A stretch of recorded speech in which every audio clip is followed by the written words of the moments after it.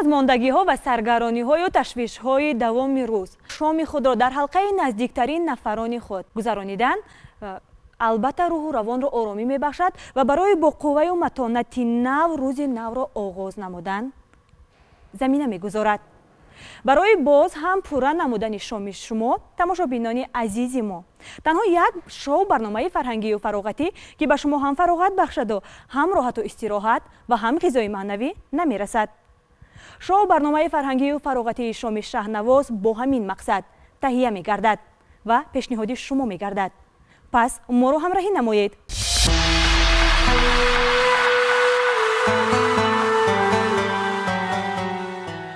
то имрӯз чунин набуд. лоиҳаи мо қолабшикан аст. писандидатарин ва маъруфтарин сарояндаҳои санъати муосири тоҷик дар минбари як барнома суҳбатҳои намакин ва ҳазлу шӯхиҳо, бозиҳои ҷолиб, огоҳӣ аз фаъолият ва зиндагии сарояндаҳо. мехоҳед дар ин бора маълумот пайдо намоед? пас дуруст кардед ки моро ҳамроҳӣ менамоед. барномаи имрӯзаи моро ду нафар дурахшонтарин ва маҳбубтарин сарояндагони санъати тоҷик меҳмонанд ва биёед онҳоро бароятон муаррифӣ менамоем. Нигина, Амонхолова ва Сироҷиддин фозилов. хуш омадед ба барномаи мо. аз барномаи мо чиро интизоред? албатта пеш аз як ҷо рафтан инсон омодагӣ мебинад. вақте ки шумо фаҳмидед ки аз нахустин меҳмонҳои шоу барномаи шоми Шаҳнавоз ҳастед, фикр кардед ки дар ин барнома шуморо чӣ интизор аст? албатта фикр мекунам бо мусиқӣ ягон чизе ки бо мусиқӣ вобастагӣ дорад. бале, бо мусиқӣ вобастагӣ дорад барномаи мо. шумо чӣ, Сироҷиддин Фозилов, чӣ андеша доред? ҳамфикри Бону Нигина аст. наметарсед мо ин қадар овоза кардем ки шоу барномаи мо қолабшикан аст, форматаш дигар аст, то имрӯз ин гуна барнома нест. наметарсед ки чӣ шартҳое дар ин барнома шуморо интизор аст? ягон ҷои тарс нест. ҳар як кора аввалаш камтар қинай, тарсовара баъд хуб мешавад. бале, бале, барои ҳунарманди асил низ набояд ин мушкил бошад, зеро мо албатта дар бораи ҳунари шумо, дар бораи навгониҳои санъати шумо пурсон мешавем ва баъзе шартҳои дигар низ дорем ки бо он дар ҷараёни барнома шуморо шинос мекунем. чун барномаи мо унвон гирифтааст шоми Шаҳнавоз, яъне айни ҳол тамоми тамошобинони мо гирди хони густурдаи бонуи оила ҷамъ омаданд ва барномаи моро ҳамроҳӣ менамоянд. ташаккур сараввал аз шумо нест ки омадед ва қисмат менамоед ин шомро гирди хони Шаҳнавоз. акнун мехостам ки аз шумо дар бораи он пурсам. шоми худро чӣ гуна гузарониданро дӯст медоред? шоми ман муқаррарист. хеле ки писари калониам аз мактаб мебиёд, бо ӯ дарсҳояш шурӯъ мекунем, баъд хӯроки шом мехӯрем, баъд ҳам хеле дар иҳотаи оила камтар мешинем ва ҳамин дигар. хӯроки шомро худатон омода мекунед? бале. барои тамошобинони мо аллакай ҷолиб шуд ки Нигина Боно аз уҳдаи пухтани кадом хӯрок беҳтар мебарояд, чӣ гуна хӯрокро тайёр кардани чӣ гуна таомро дӯст медорад? ҳамаи хӯрокҳое ки миллӣ, аврупоӣ кам кам. шумо чӣ, Сироҷиддин? ман шакаров дӯст медоред? дӯст медоред ё тайёр мекунед? ҳам тайёр мекунам, ҳам дӯст медорам. ман низ ҳаминро пурсидан мехостам ки Сироҷиддин ягон намуд таомро тайёр карда метавонад? ман рости гап ҳамаи таомҳоро метавонам пухта. ош беҳтарин мепазам барои худам фақат. шояд одами хурдагӣ ҳамада беҳтарин набошад, лекин барои худам беҳтарин. воқеан мегӯянд барои як мард 40 ҳунар кам аст. ин 40-умин ҳунаратон аст ё 41-умин?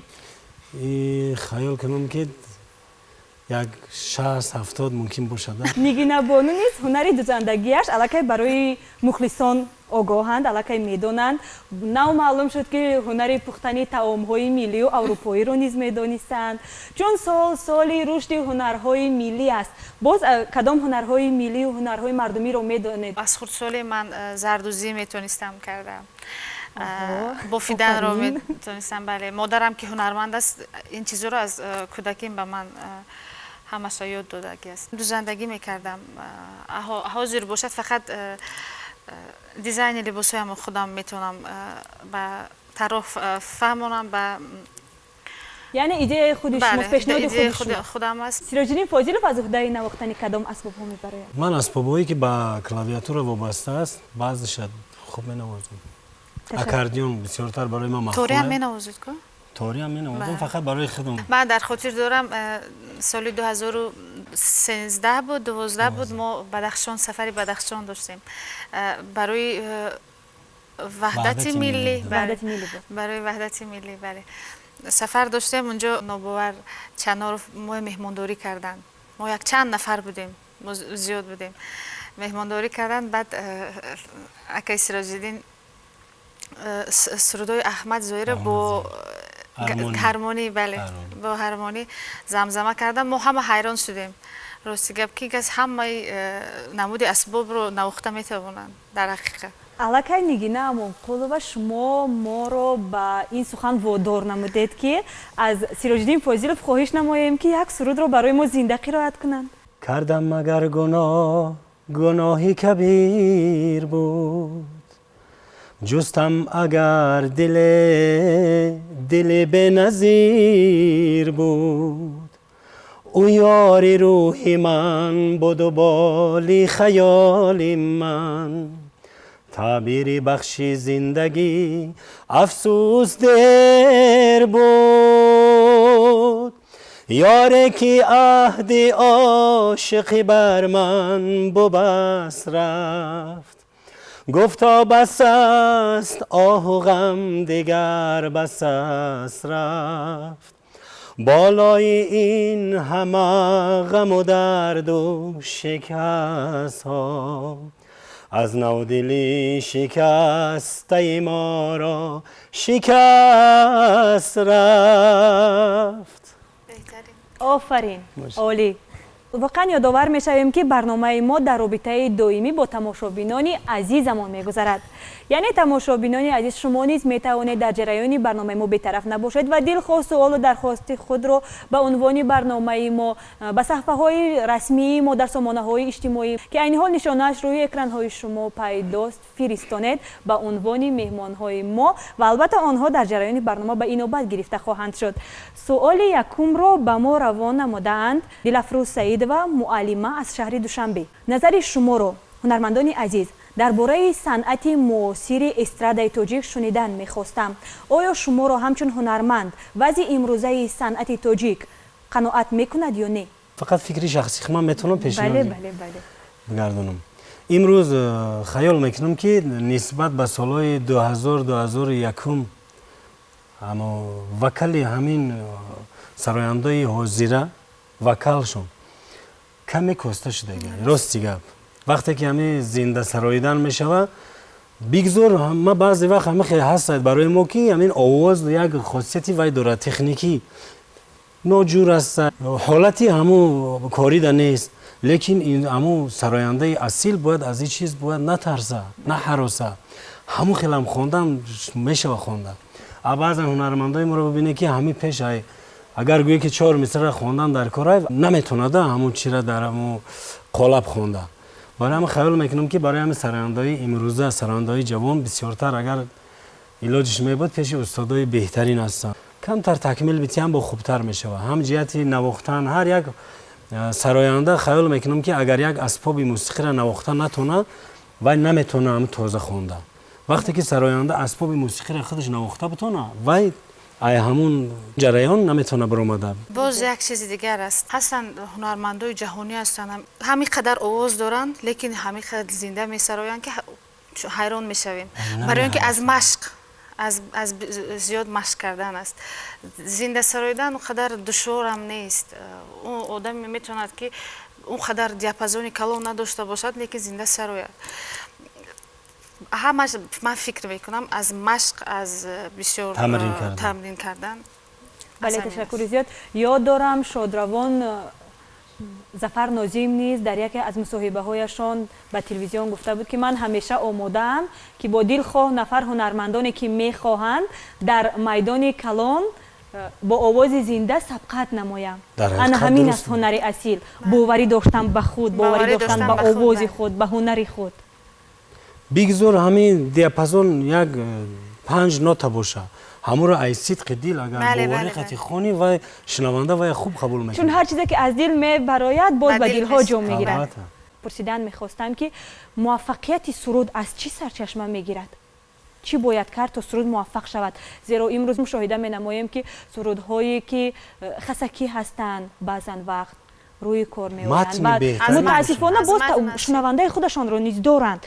من همچون نفرانی که الکی موفقند در این ساحه از شما می‌خواستم که چند مصلحت دهید برای بعضی نفرانی که شاگردانه سرود می‌سرایند و می‌خواهند موفق شوند. حاضر و یا خودشان هم شاعرن، هم آوازخوانن، هم نوازندن. این باید هر یک کس همون کاری خودش کنه. یعنی در نوبت اول از شعر خودم آهنگ خودم می‌سرایم دست باید کشید. همین گونه است؟ یکم درجه همین شعر باید خط زدن در کن. بعد متن وابستگی اساس متن است. موفقیت سرود از متن بعد از اونی که هنرمند خیلی وای رو پیشکش میکنه. بله درک کرده خیلی پیشکش کرد. متن رو شما چگونه انتخاب می‌نمایید؟ متن رو ما هم کتاب میگیریم، ورق میزنیم. یک بار تاخش ورق میزنیم، یکم چی نمیویم. بعد میمونیم و یا با میریم اون کاری دیگه رو میکنیم. الان وای کاری ما با مرتبه دیوم میبیم با میکشم. نباشه ما همون را دیده بودم گذشتم رفتم. فقط همون ابرزه در اومدن در کار، همون لحظه را دریاب کردن در کار. نباشه اگم کتاب یگم شاعر و یگم شعر به فایده نمی‌نویسه. همه وای قصه داره. همه آهنگ خود رو داره. آهنگ خودش داره. فقط همون الهامی همون حالتی که همون برای تو در کار. شخصا مثال مادر سرودی مادر در کار. ما فقط باید همون اونه که بر ما همون دردی ما در بر میخورم ما باید همون رو بکنم. نگینا بانو چگونه انتخاب می‌کنید؟ از من خیلی که گفتم زیاد وقت از کتاب نیست، زیاد وقت از اونه که به من پیشنهاد میکنن. من اول گوش میکنم، میبینم که شعر چگونه است، هماهنگ موسیقی هست یا نه، به دل من اگر نزدیک باشد. اکنون میخواستیم که از نگینا بانو خواهش نماییم که یک سرود رو پیشکشی ما و تماشابینان نمایند و بعداً بازی ها رو در برنامه آغاز می نماییم. تو بسنگی علامت دلم می شکنی، تو بدوری خود ما دلم می شکنی، برای تو که همیشه دل من پزمان است، می بیایی و سری را دلم می شکنی، دلم می شکنی، دلم می شکنی.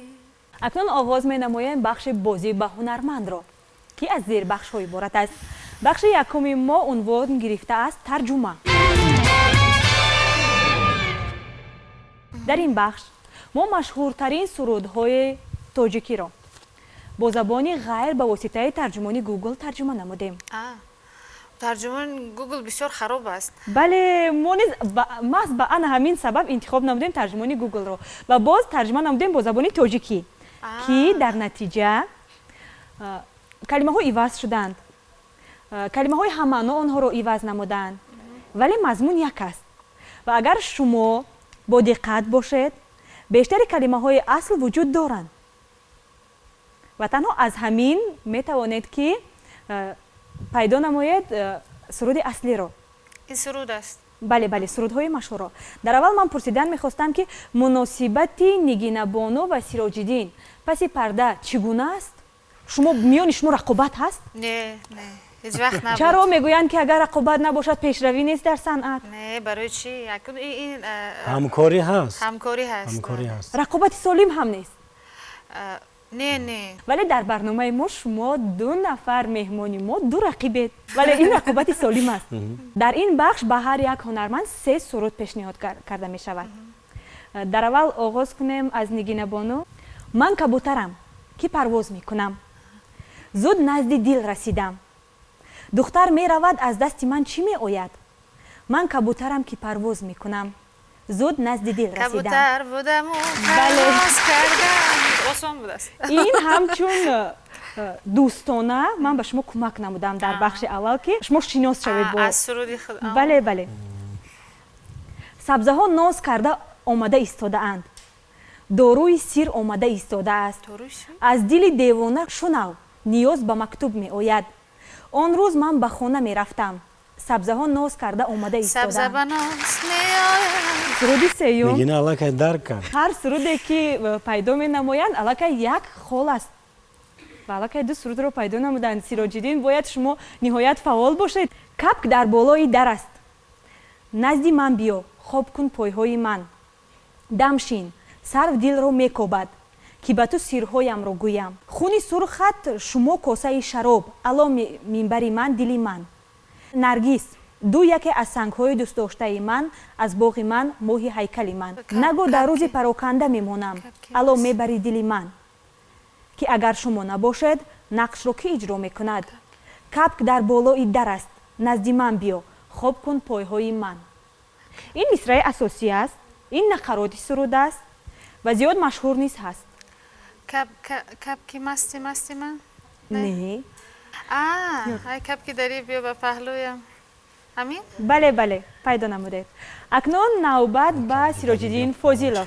بیبی صنم انارها یک دانه اند قامت تو راست پر آب است بیبی صنم جانه انار یک دانه آفرین سرور خود را به پلم روی دهید سودیه ام سردار راه را میپرسد نبودی من در کوچه یافت نشد نبودی من در کوچه یافت نشد استعمال کودکی جگرت بیریزد خاطر رسانی این ما خاطره دراز مهلت اگر شما در خاطر دارید دل من گریه میکند من باوری ندارم من محبت زیاد را دوست میدارم ما به یکدیگر مهربان و مهربان بودیم این حقیقت است و به دیگران قسم خوردم خاطر رسانی ما خاطره دراز مهلت در مصرع اساسی در سرود اصلی انا همین خاطره هست بسیار سرودی مشهور است یک بانو میسراید خاطره بانو میسراید بله یک بار دیگه سرور خود را به پلم روی دهید سودیه ام سردار راه را میپرسد نبودن من در کوچه یافت نشد نبودن من در کوچه یافت نشد استعمال کودکی جگرت بیریزد خاطر رسانی ما خاطره دراز مهلت اگر شما در خاطر آرید دل من گریه میکند کدام سرود خلقی کنه سالهای 80 این سرود بسیار مشهور بود سحر آمد نه سحر این سرود مشهور شراره خاطره ها که با مقدس نبی و تعلق دارد همون حافظه من سرود انیق کردم دیگه سرود من فهمیدم که همون شما پیدا نمودید سرود رو ولی نگفتید زیرا خواستید که نگینه بانو غالی باید همین گونه هسته این جوان مردی تاجیکانه است آفرین ندانستم من مقصف ندانستم الا در ساحل این روز خشک می شود زیبایی کلوب تا هر یک لمپه امروزه رو نگاه می دارد شعری لایق شیرالی الان شد آب ساحل آفرین جاری می باید رسیدیم رو استاد بهترین خواننده بله حساب 2 بر 3 نگینه بانو الان حالی بند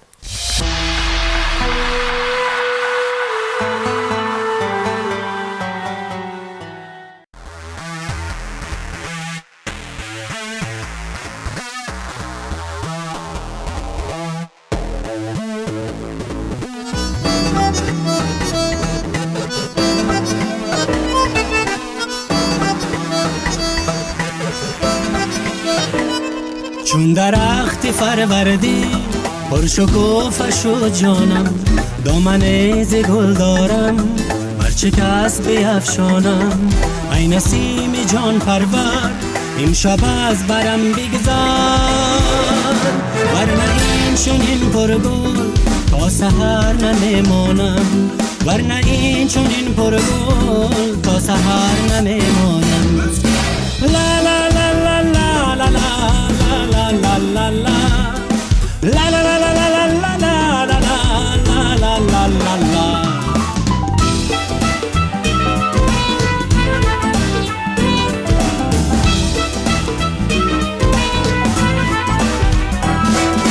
در میان مهتابم در خاموشی شبها در میان مهتابم در خاموشی شبها من همچو کوه پا بر جا سر بنه بدامانم لا لا لا لا لا لا لا لا لا لا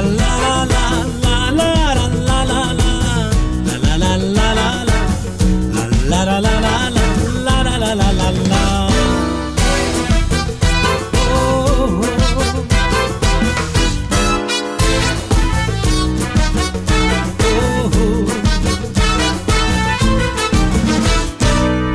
روی زیبا داری ناز و ادا داری با دلم جا داری با دلم جا روی زیبا داری ناز و ادا داری با دلم جا داری با دلم جا عاشقی رویت من بسته مویت من کشته رویت من سروی زیبا عاشقی رویت من بسته مویت من کشته رویت من سروی زیبا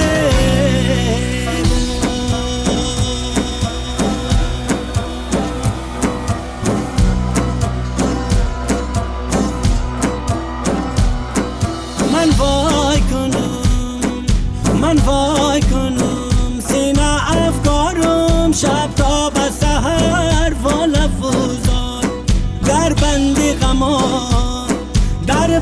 غمایی تو گرفتارم آخر تو مده جوری بسیار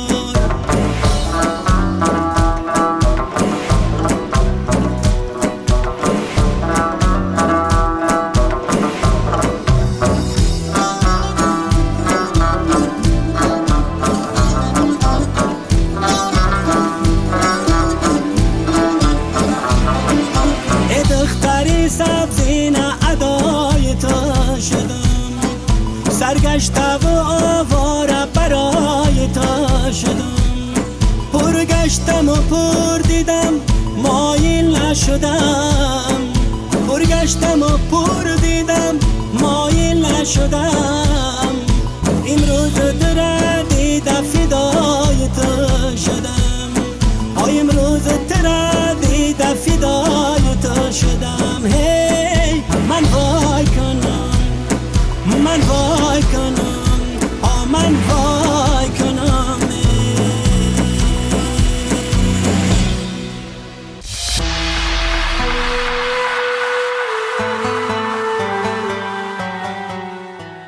بخش دویومی بازی با هنرمند عنوان گرفته است پیدا کن.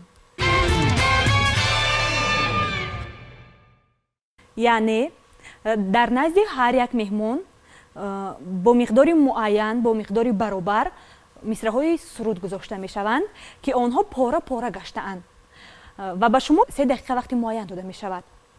هر کی در آن همین مدت هرچی بیشتر مصرع‌های سرود را به هم پیوست می‌کند و مصرع‌های اصلی سرود را پیدا می‌کند غالبی بخش دانسته می شود.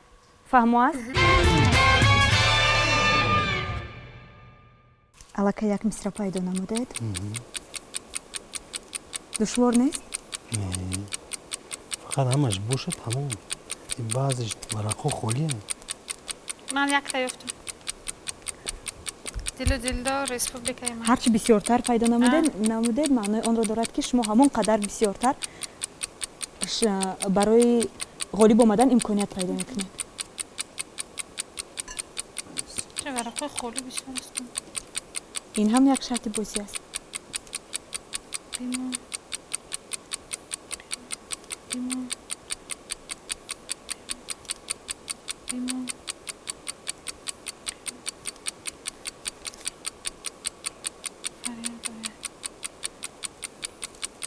این فقط دویم قسمت است و یکم قسمت نیست. با فکر شما نگینه بانو چند مصرع پیدا کردن؟ من نمیدونم موازی همین ایخمه بکن بیون که نگینه چند بخش داد ایمه پیش های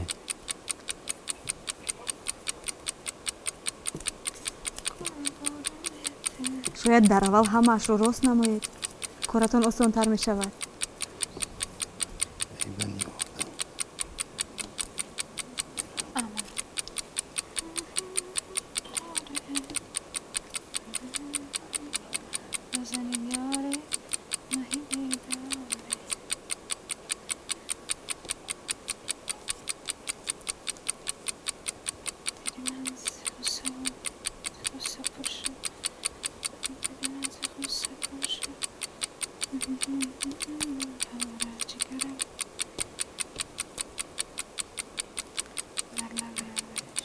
کجا بود شبیه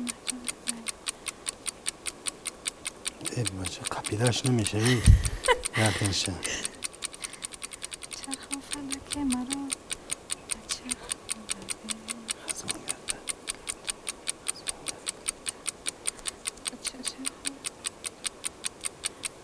کدامش نداره در این بله درست است این دویمی سر شعر است بله ثانیه های آخرین 10 ثانیه دیگر مانده است دلم با فریاد 10 ثانیه دیگر مونده 3 2 1 وقت به آخر رسید خیلی نگینا بانو وقت به آخر رسید بیاید حساب میکنیم نگینا بانو چند مصرع پیدا کردید شما 6 تا 6 تا 1 2 3 4 5 7 مصرع 2 4 5 7 9 تا یافتم 9 مصرع این طفلی گلیونم کلان شو شب ندیدم تو رو ستاره من خب من یکماش نیافتم سیروجیدین انا همون شرط اول رو که مغلوب شده بودن برابر کردن خواستن خب آفرین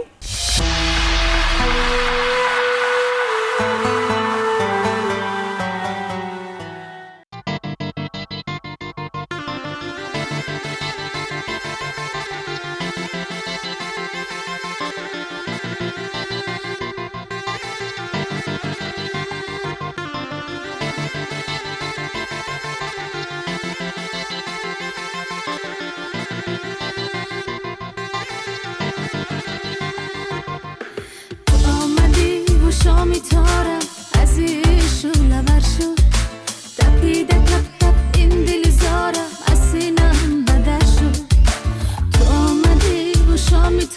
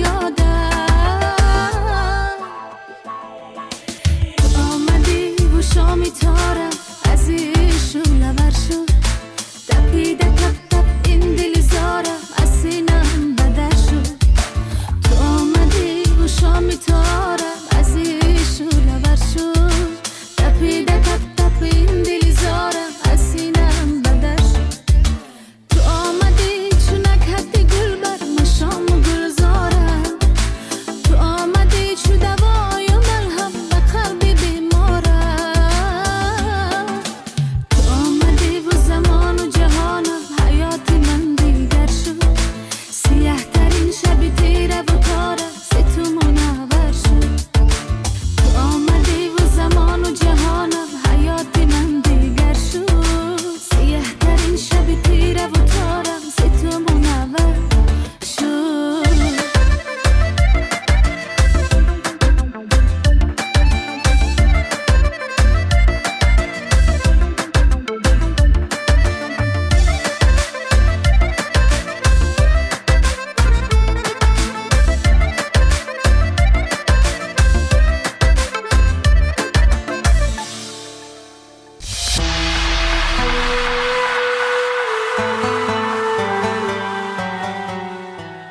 дар ҷараёни бахш аллакай ба унвони барнома тамошобинон баъзи суолҳоро равона намуданд ва инак навбатро медиҳем ба тамошобинон то ба баъзе суолҳои худ эшон ҷавоб пайдо намоянд. Суоли навбатиро тамошобини мо ба Нигина бону додааст. Андалеб 2006 дар хотири шумо чӣ гуна нақш бастааст?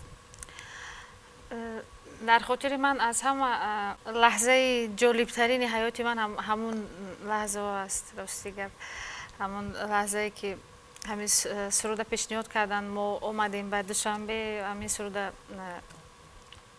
иҷро кардаму аз ҳамун тамошобинони ҳамун толор маълум буд ки чӣ таъссурот доранд, ин суруд чӣ мешавад. Шумо интизор будед ки ана ҳамин суруд барои шумо калиди муваффақият мешавад? Не, рости гап. Умуман Нигина худро замоне дар вақти кӯдакӣ дар саҳнаи калон тасаввур кардааст? Ин орзуи кӯдакӣ буд ва ё амри тасодуф шуд, тақдир буд? Бале. Шодравон бобои ман бисёр як марди аҷоиб буданд. Бисёр барномаҳои сиёсиро дӯст медоштанд. Ҳамин ахбори тоҷикӣ. Баъд ҳамин ки вақти ахбор мешуд барқи хомӯш мекарданду тамошо мекарданд барномаи ахборро. Баъд ман ҳамин як румолчае мегирифтаму хурдсол будам, ҳамин 5 сола 4 сола 5 сола будам, ҳамин румолчае мегирифтаму ҳамин меомадам, ҳамун шунаҳи оинаи нилгун дар назарам саҳна метофт. Дар торикӣ дар назарам як саҳна, як рӯшаниҳои саҳна метофту. Ҳамин хел рақс мекарданд ба бобом, ҳамин хел гашта мегирифтанду мебурварданд берун, дар қулф мекарданду баъд давоми ахборро тамошо мекарданд. Албатта аз кӯдакӣ аст. Ташаккури зиёд. Чун ба умқи ёдҳо рафтем, ба замони кӯдакӣ омадем. Сироҷиддин аввалин суруди худро ёд дорад? Албатта. Аввалин суруди ман дар давраи мактабхонӣ буд. Синфи 4. Дар синфи 4 мехондум. Ман рости гап суруд зиёд мехондум, фақат дар хона. Дар ҳангоме ки хона дар чӣ буд, ҳамин фарзандоз дар як оила фарзандода корро тақсим мекунӣ ку. Як кас ин корро мекунад, як кас ин корро мекунад. Баъд мо ҳамун як вобаста доштем, як кор будем. Баъд ҳамин худам ба худам ҳамин замзама мекардам. Ҳамсоямон ҳамин дар ба девори мо зиндагӣ мекунад. ҳамин сурудхони маро шинида буд. Баъд мактаб дар ҳамин хел рост истодагим, қатъи ҳамсинфом истодагим ки ҳамун ҳамсоямон омад, ҳамун бача айдаст мо мехи гап назада буд, гирифт маро даровард дар уни кружок. ҳайрон шудам барои чӣ иҷа даромадам ки гуфтанд як суруд мехонем. Аввалин суруди хондагӣ ман забони модарӣ. чӯ шеъри рӯдакӣ зебост, чӯ оҳанги фараҳафзост, дар олам аз ҳама ширин забони модарии мост. ҳамин шеър аст. Биёед бо оҳанг ҳамин сурудро сароед. чӯ шеъри рӯдакӣ зебост, чӯ оҳанги фараҳафзост, дар олам аз ҳама ширин забони модари мост. ин оҳанги кӯдакона. аввалин маротиба дар вуҷуди шумо шарораи санъатро кӣ эҳсос карда буд? Савол ба ҳарду меҳмонҳо тааллуқ дорад. Ки эҳсос кард? албатта вақте ки хеле ин кас гуфтанд дар мактаб, ман ҳам ҳамин хел аст ки дар мактаб овози маро шунидагӣ ҳастанду, баъд муаллимо шуниданд, баъд ҳамсинфҳо шуниданду, баъд ҳама фаҳмиданд ки ман суруд сароида метавонам, яъне истеъдоди овозхонӣ дорам. Дар ҳақиқат ҳамин барои ҳар як хонанда ҳамин мактаб як ҷои муқаддасе ҳастае ки дар ҳамун ҷо ҳама чӣ тавлид меёбад, ҳам ҳунар, ҳам хонанда, шоирӣ ҳам ки бошад ҳамун мактабай муаллим. Албатта ҳар як инсон дар зиндагӣ аз мактаб аст. ҳамун мактаб. Далер азизӣ ба мо дар сомонаи фейсбук менависад: ман низ ҳунарманд шудан мехоҳам. аз шумо пурсидан мехостам ки доштани имиҷ ва ё усули хос дар санъат муҳим аст ва чӣ гуна бояд кард то усули хоси худро пайдо кунӣ? Танҳо аз завқ нест ҳунарманд шудан, аз завқу аз истеъдод нест. бояд бо мурури вақт ин ҳама чиз бояд рӯ занад. Чун мо ҳам вақте ки бори аввал суруд сароидем, намедонистем яъне услуби мо чӣ тавр аст, кадом сурудро бояд сароид. یعنی کدام سرود با آواز من میشیند، کدام سرود رو من میتوانم خودم پیشنهاد کرده. این همه چیز با وقت فکر میکنم میبیاد. با وقت گذشت من فهمیدم من چی میخواهم، کدام سرود رو میخوام، کدام شعر رو میخوام، کدام اسلوب رو میخوام.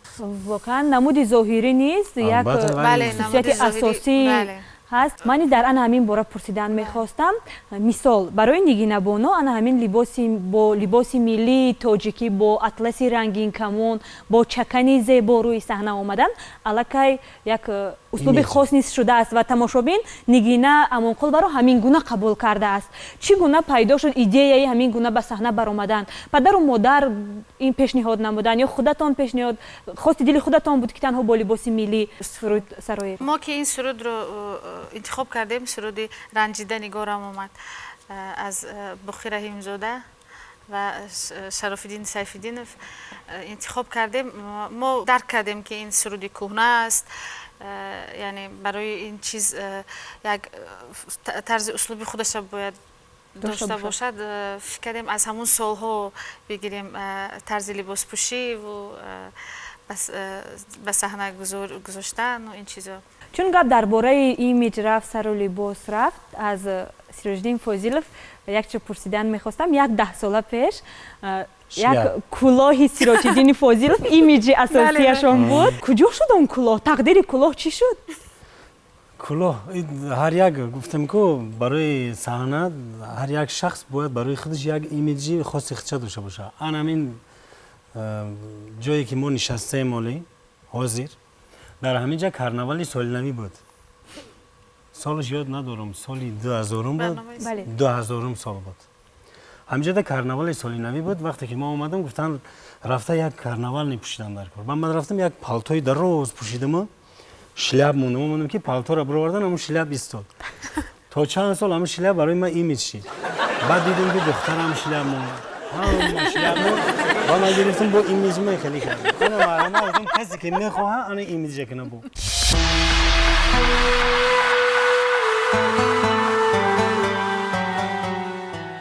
تماشابینان عزیز، رسیدیم به لحظه در انتظار و جالبترین بخش برنامه شومی شهنواز اشاره. یعنی در این بخش مهمانهای ما باید به هم دیگر در حالتی که گوشمانک در گوش است و در آن موسیقی دیگر سراییده می شود، از روی مصرع‌هایی که پیشنهاد می گردد پیشنهاد نمایند و هر یک کلمه را در علاهیدگی گویند. باید نفری که گوشمانک در گوش است از اشاره لبها و اشاره دستانی رقیبش پیدا نماید که این کدام سرود است.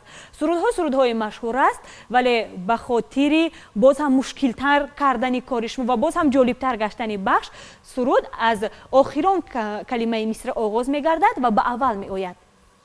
آماده هستید؟ آغاز میکنیم.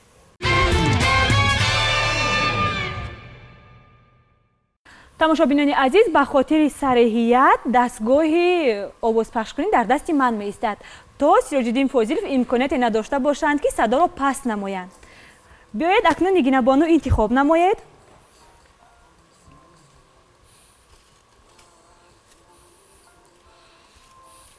دشوارش رو انتخاب کردنیت یا آسانترش رو؟ ممکن است دیگر نه نمی شود.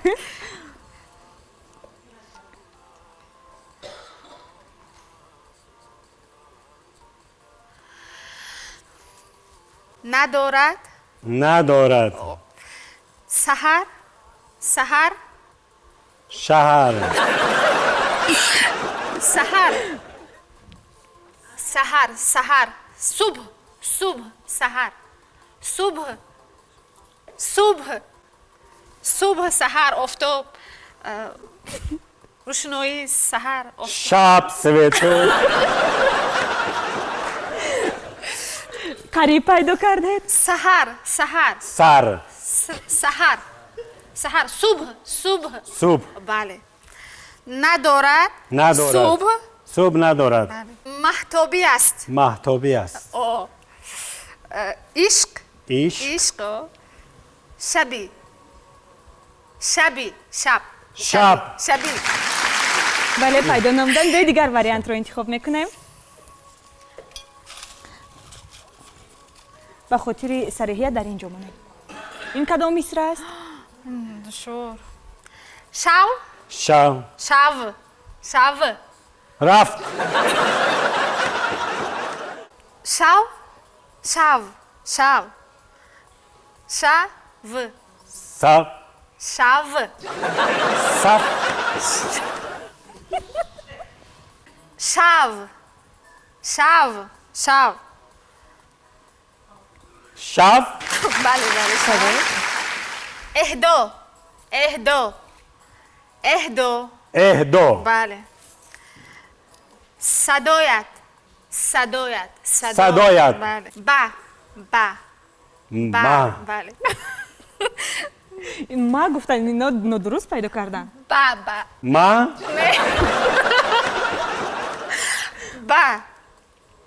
با من با ب می ب ب بله با ب با شرافت شرافت شفاعت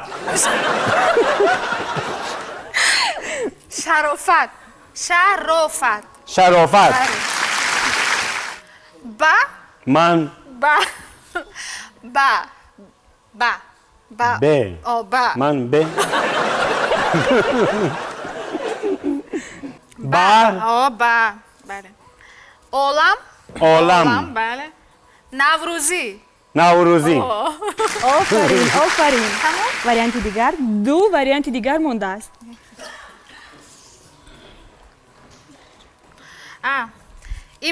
امروز بله رسید رسید رسید امروز عزیز امروز در این رسید رسید رسید امروز رسید امروز در این یک رسید ر یا رسید رسید رسید ر امروز رسید بله رسید باید باید بله اولین رفتن اولین اولین اف اولین رفتن نه اولین اول اولین اولین بله راهگشایی راهگشایی راه راهگشایی راه گشایی گشایی راه دو راه راهگشایی گشایی راه ها راه گشایی. نیست نه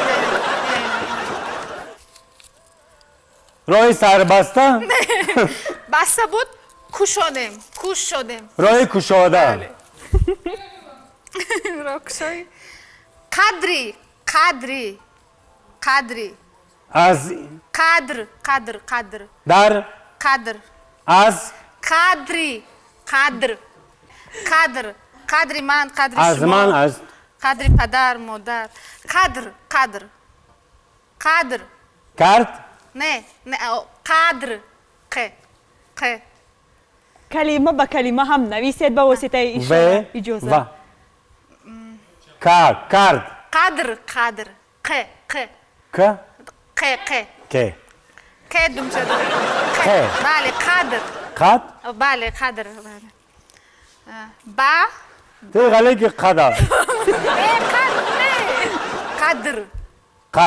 قدر د قرد نه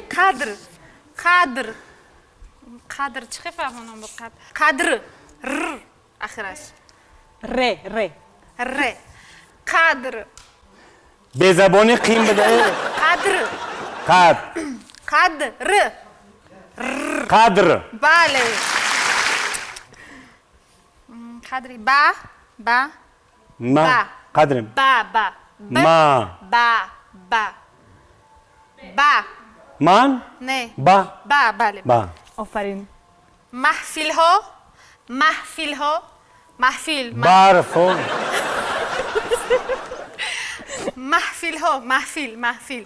محفل موسیقی محفل او بله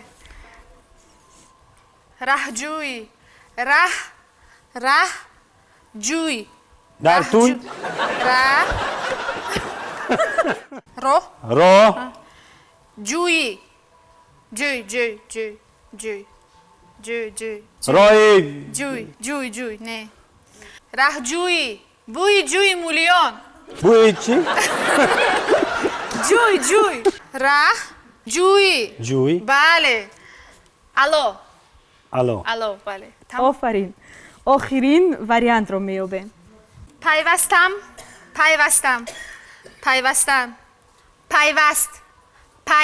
که کدام مصرع است ممکن دیدن؟ پیوستم پیوست برف از نام گیره رو بندید.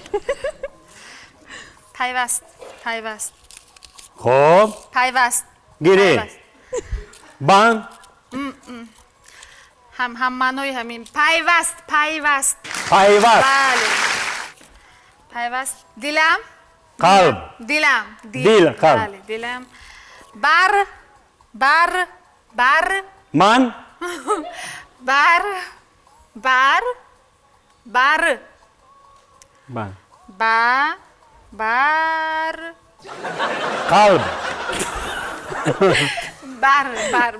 بر بله بر ناو رفت لباسی ناو برهنه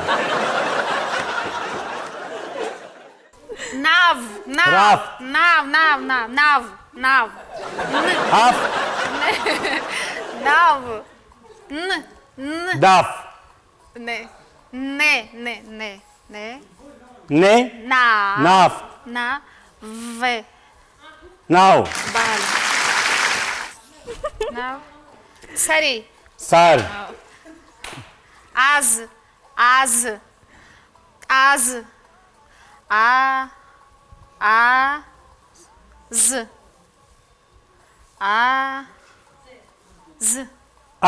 بله وفا بله عهد و وفا وفا از عهد و وفا از اردمون عهد و وفا هر دو وفا قریب. عهد و وفا وفا هر دو نه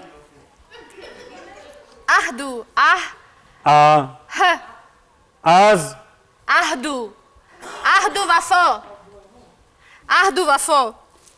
وفای عهد و وفا بله عهد و وفا وفا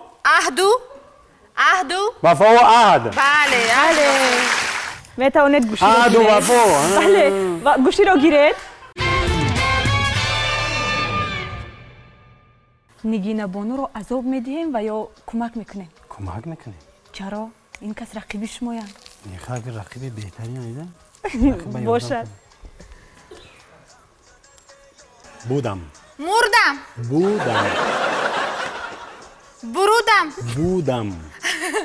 بردم نه به ریش نه بودم بودم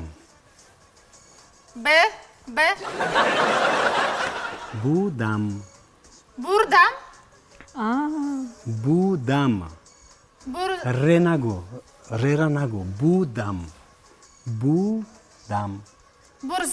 بودم ده دم بردم نه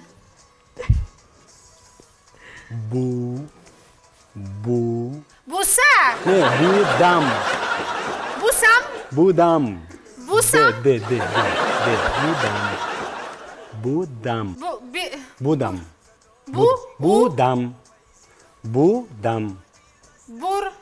ره نه ره را نگو بودم آفرین.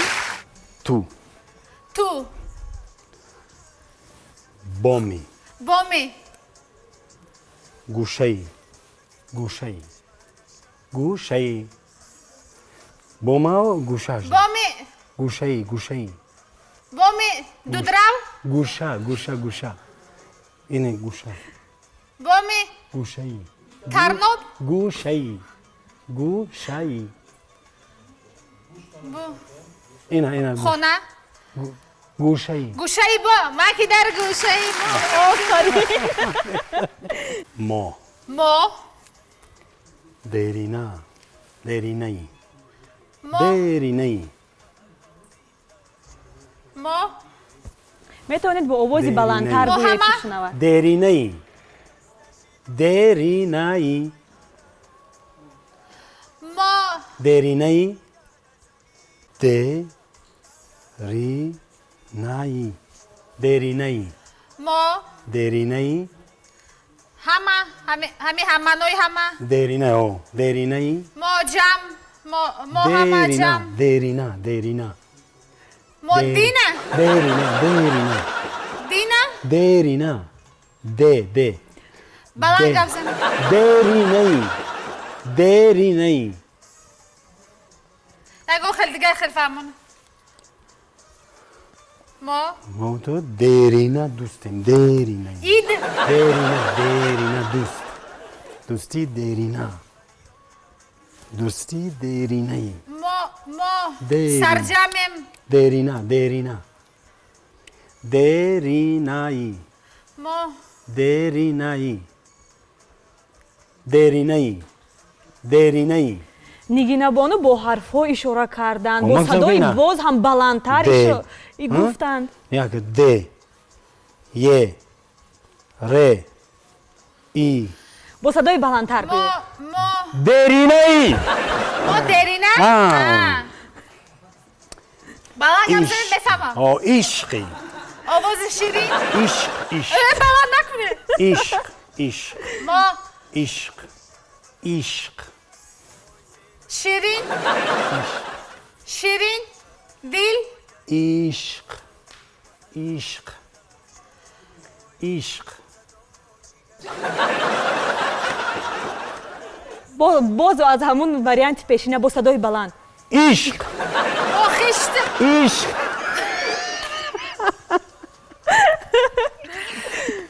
عشق ما عشق خشت. عشق دل. عشق عشق. ای باید عشق. زی سیل. ز ای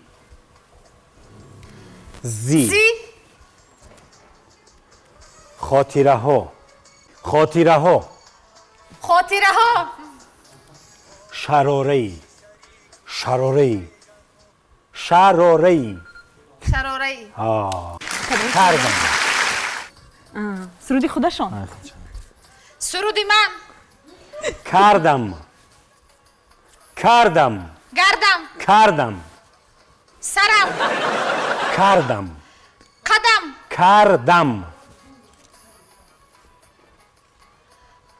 قدم سرم. کردم سردم.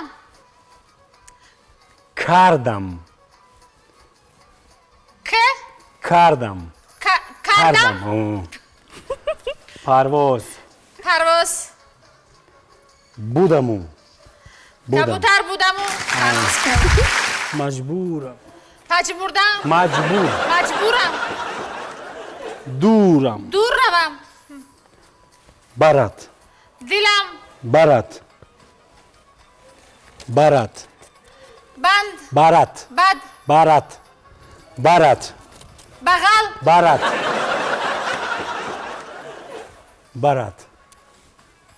برات کیسه. نه بغل. برات برات خیلی میشه تو غریه کن از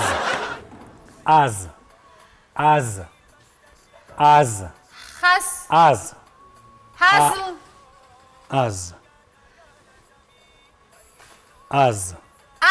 اصل. عیش. از. اکنون انا مش قناة نكي اکنون از تو دورم.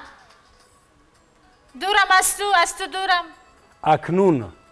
اکنون از او. قریب پیدا نمودند. اکنون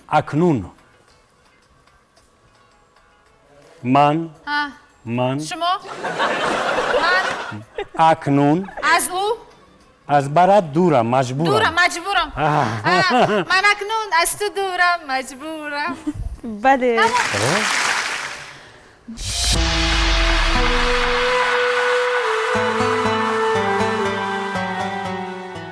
اکنون به بخش دیگر میگذاریم. این بخش نام دارد به صدا. یعنی در این بخش پیشنهاد شما میگردد با نمونه به آواز مشهورترین سرودهای تاجیکی. شما از جریان سرود، از جریان آن کلیپ، از اشاره دست، از اشاره لب های سراینده باید معلوم نمایید که کدام سرود است. شرط معلوم است؟ فهم است؟ آغاز میکنیم.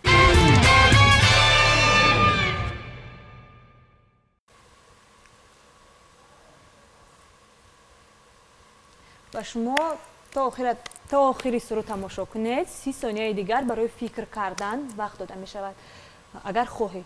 بگم. ولی اگر پیدا نمودید می توانید که بدون استفاده وقت شام چراغ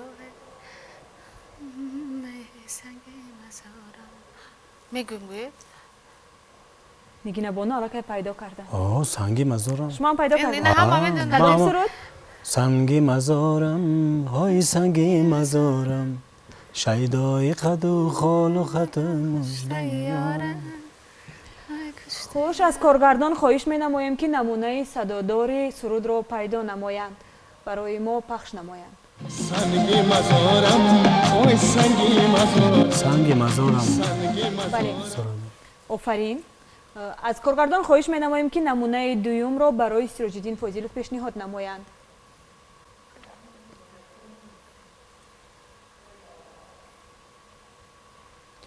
تاقی بسر تاقی شاهی بسر آفرین. یاد شده بچه بریز جگر شاید دیگر سرود است. شراره خاطره ها. انیق این هر ایلاز یک نمیکنید وریانت را؟ باوری دارید؟ 100%. خوش. از کارگردان خواهش می نماییم که نمونه آوازدار را پیشنهاد نمایند. تاقی بسر تاقی شاهی بسر شینم سری کوچه ها پرسم خبر ششتم سری کوچه ها نامد خبر ششتم سری کوچه ها نامد خبر. بله پیدا نمودید. حساب را باز هم مساوی نمودند. شاید مقصد سیروجدین فاضلوف در برنامه شومی شهنواز غالب آمدن باشد. اکنون از کارگردان خواهش می نماییم اشتراک کردن در برنامه با همراهی بهترین خواننده و همراهی بهترین دوستی یک افتخار است. بله باشد که غالب آمدن شرط نیست. تشکر زیاد. از کارگردان خواهش می نماییم که نمونه ها را برای بانو نیگینا پیشنهاد نمایند.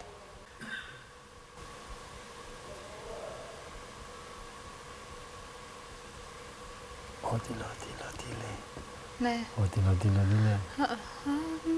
آره بگو نه نه نه نه نه اینو شکسته میخوام. به اشاره لب های سراینده دقت دهید.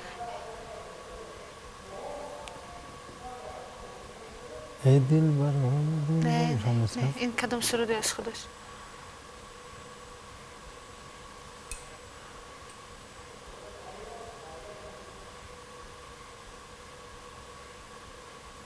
اسکر بچه؟ به شما 30 ثانیه وقت داده می شود برای فکر کردن.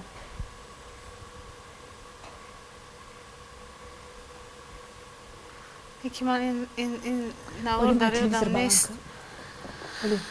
تلویزر بلند. شریف فرهاد یادی نکردم. 30 ثانیه به شما وقت داده می شود فکر کنید. فرهاد یادی نکردم شما میخوام. فرهاد یادی نه؟ فرهاد یادی نه. باید یمای. فرهاد یادی نه نیستم دیگه بدش. کدام شعرش هسته. خوش. ثانیه ها با آخر می رسند.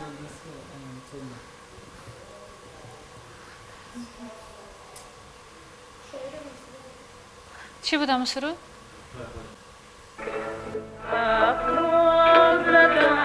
اسکر بچه.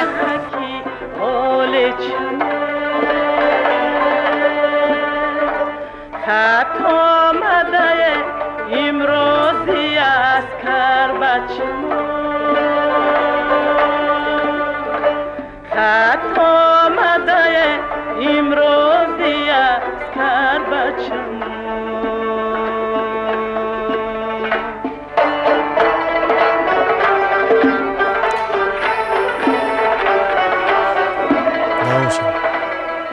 آفرین. خوش، نمونه دوم توجه میکنیم.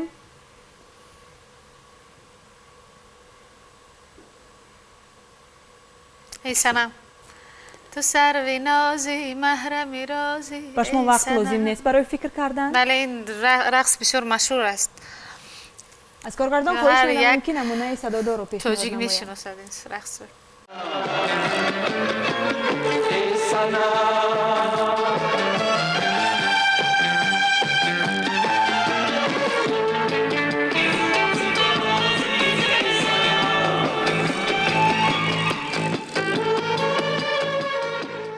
خوش، بله این سرودی مشهوری آفرین. تاج‌الدین محی‌الدینوف. بخش بی‌صدا نیز با نتیجه مساوی جنبست می‌گردد.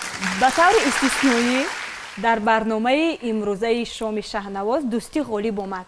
اگر رفت و یگان نفر شما غالب می آمد کلید خانه انتظار بود. ولی چون حساب مساوی شد ما نمی‌توانیم که کلید خانه را به دو نفر تقسیم کنیم. شما ما را جنگ انداختنی بدین. خوب شد که همین مساوی شد. بله یعنی ما دو تقسیم میکنیم. ما نگفتیم که در برنامه خانه یعنی ما کلید خانه گفتیم. وای کلید خانه داشت نداشت اینش هم کلید خانه بخونه کلید هم نغزه. تشکر زیاد. یعنی حساب برابر و هر دو هم غالبه. تماشابینان عزیز و ارجمند ما اینک با محدودیت امکان برای این بار رسیدیم به فرجام برنامه نوبتی شامی شهنواز. با ما بودن را هر شامی شنبه و یک شنبه فراموش نکنید. با شما بودم من شبنم محمود. خیر تا دیداری نوبتی.